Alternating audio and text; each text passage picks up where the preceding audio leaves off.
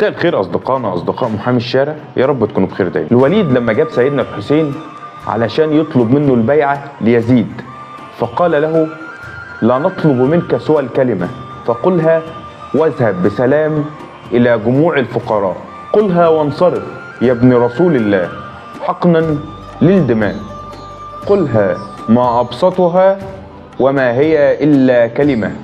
رد عليه سيدنا الحسين وقال له: كبرت الكلمة، ما دين المرء سوى الكلمة، ما شرف الرجل سوى الكلمة، ما شرف الله سوى الكلمة، أتعرف ما معنى الكلمة؟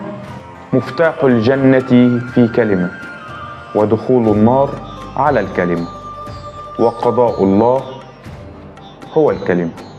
الكلمة لو تعرف حرمة زاد مفخور،